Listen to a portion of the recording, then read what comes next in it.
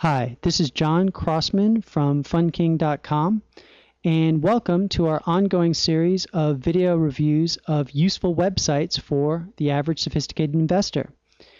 Today's website is Shadow Government Statistics. You can find that at www.shadowstats.com.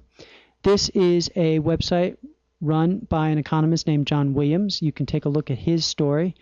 To sum it up very quickly, Mr. Williams feels that the U.S. government has the capability to manipulate the definitions for very key political statistics, and that over the years, that has led to a tremendous divergence in the numbers. I won't get into the politics of it one way or the other, but I would like to show you a free part of his website, which I like to check on at least a monthly basis to see how things are going. And that is the money supply growth. Now, the M1 and the M2 money supply numbers are available from the Federal Reserve. It's the M3 number that I'm very interested in. This is a series that was discontinued by the Federal Reserve at the end of 2006. At the time, the stated reason was that the Federal Reserve no longer used M3 to set their monetary policy. There were also some comment that it was a very difficult number to calculate.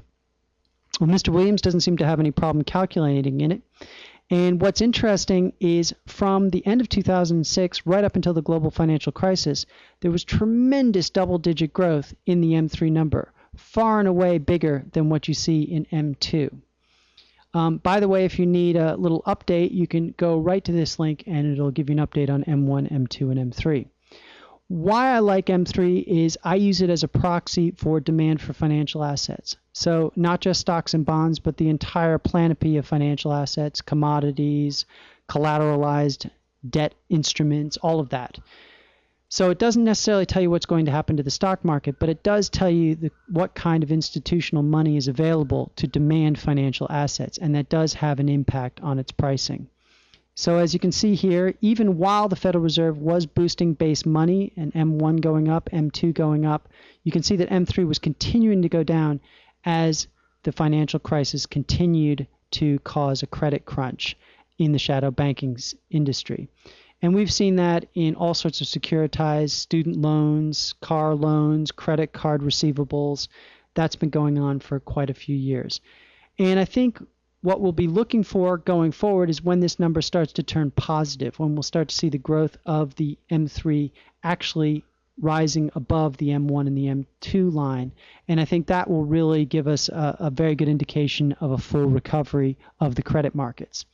Anyway, until that time, we should check this number once a month, see how things are going, and that will inform us as to how much risk we really want to take in the financial markets. This is John from fundking.com. Thank you for watching, and good luck with your investments.